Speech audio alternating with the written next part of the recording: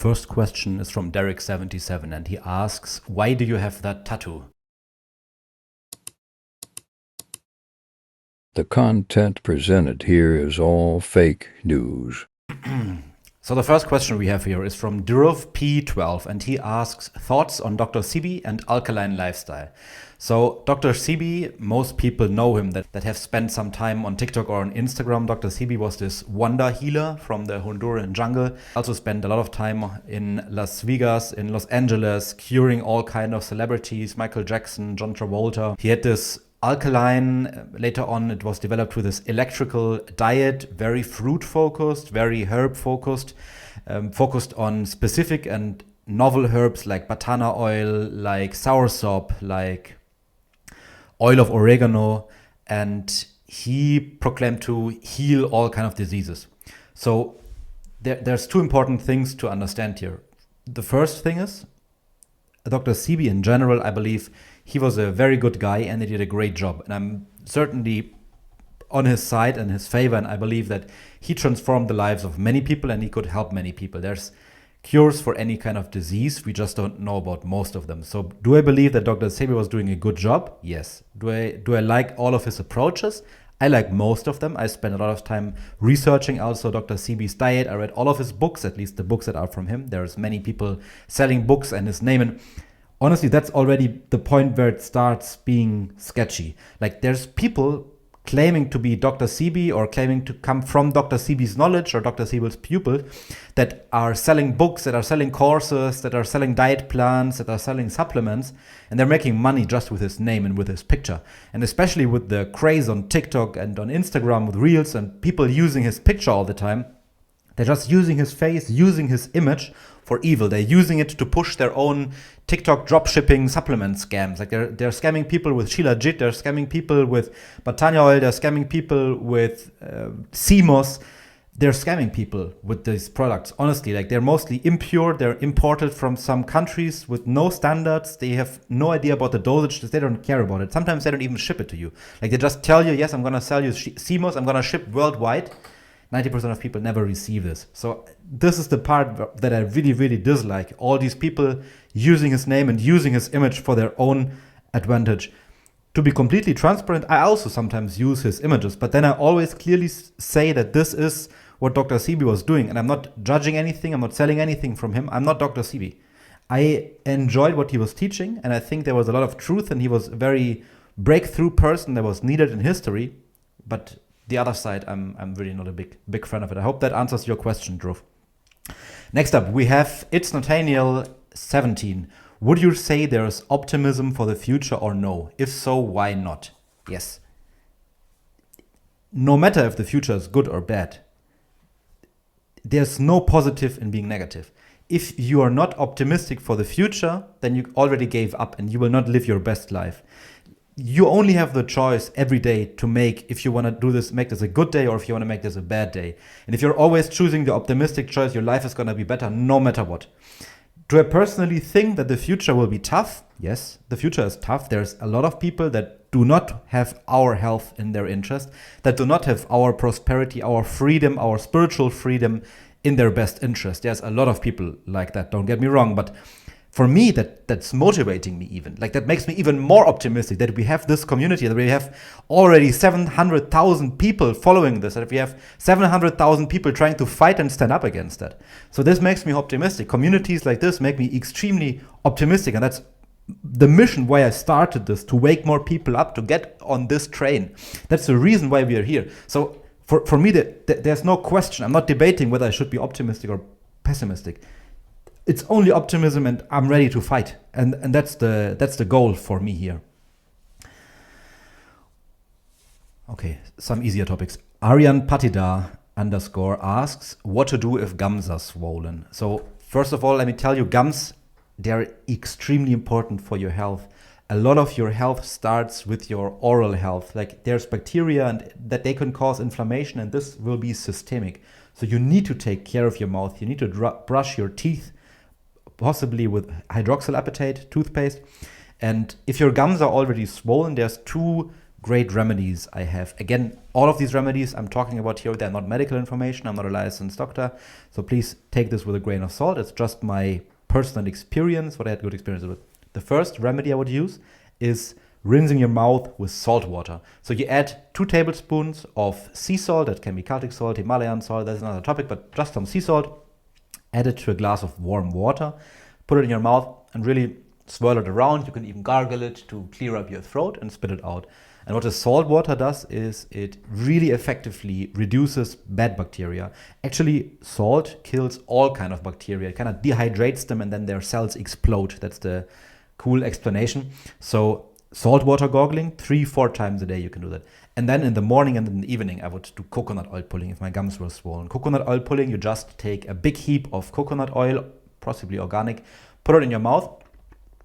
Then you swirl it around like that for 5, maybe even 15 minutes if you can. And then you need to spit all of it out because this coconut oil, it kind of acts like a sponge that absorbs all the bad bacteria. And they all get bound in this coconut, in the fatty substance. And then you can get it out.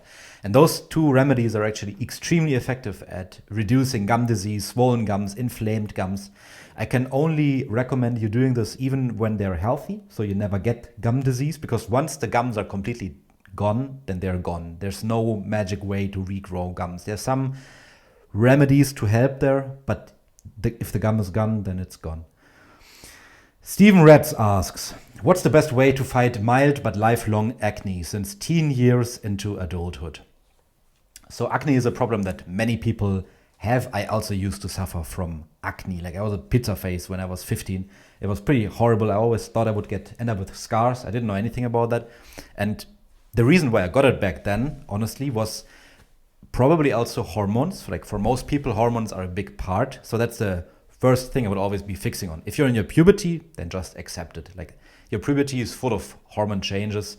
And if your hormones are changing, then that can also cause acne and you need to accept it. It doesn't help if you put some weird chemicals on your face to reduce this. It won't work topically. You need to fix it from your inside. So if it's hormonal issues that are in your control, then of course work on this. Many women are taking the pill still. This is something I would never recommend to any woman. I would always recommend to get off the pill and use other protection methods. The pill is, hormonal wise, it's a disaster. It completely wrecks your natural hormone production. So I would never recommend the pill. I would always try to use natural remedies for regulating your hormones, either if you're a man or if you're a woman. You could use also zinc. This works both good for men and for women, 20 milligrams a day. Do not take it on an empty stomach, then you get nauseous. So zinc is one way to go. And then that's the hormonal side. And then we have the side of nutrition. And I think many people also get acne because of nutrition. I'm quite sure of that. 20% of people who consume milk or dairy, commercial dairy, not raw dairy, they get acne. So 1/5 of people, and many people, way too many people consume this dirty milk. So cut out milk for 2 weeks. That's the first recommendation I can do. The second one is cut out sugar. Table sugar is highly inflammatory. This inflammation directly causes your body to produce those pimples and the acne. So those are, I think, the 3 main biggest reasons I can talk about right now to give an answer. Cut sugar, cut out commercial milk, and try to regulate your hormones. I can do more videos on acne if you're interested in that. And also, I think this is a good point to announce that any question you will ask under this video, if you want, I will put them in my next video. I will continue doing these AMAs.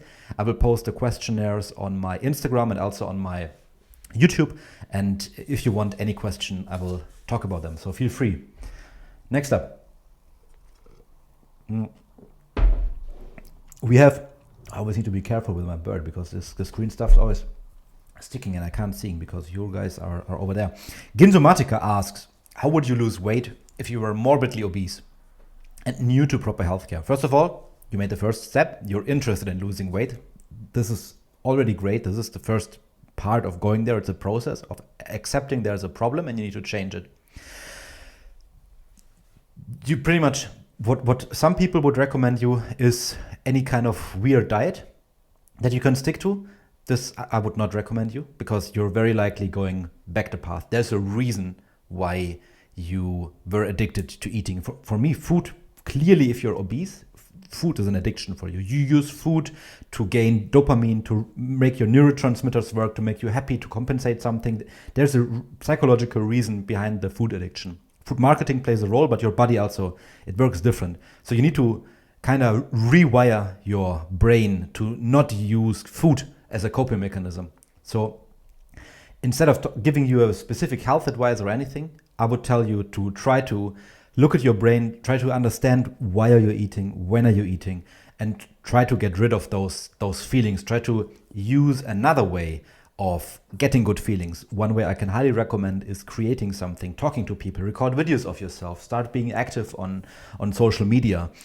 Mark your progress like that. I believe most people that stick to their long-term weight loss, they did something like that.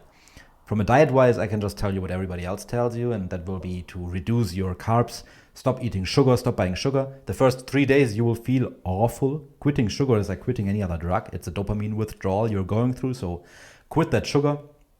After 4 days, you will feel better, and then keep eating normal, stop eating snacks. I think that will already make most obese people lose like 100 pounds, and then they're in a state where it's already easier to go. So that would be the first recommendation. Cut out any junk food.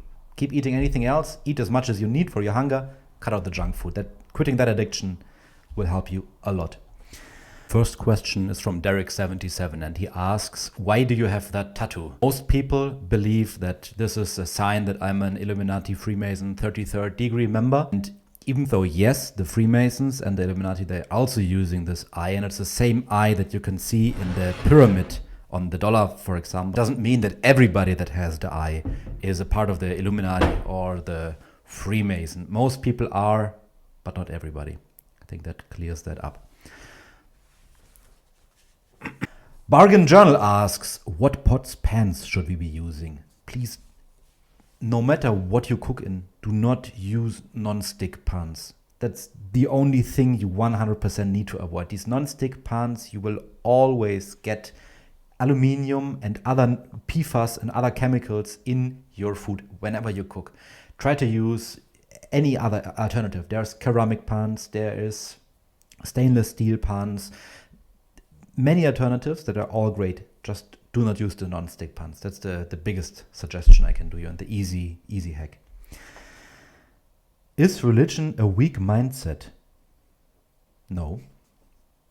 I think it's actually quite strong to be for religion in these days. Most people are anti-religion. Most people are atheist. So staying with a religion is quite a strong mindset. And the deeper you dig into different religions, no matter which one you're looking at, the more you realize that they also cultivate a strong mindset.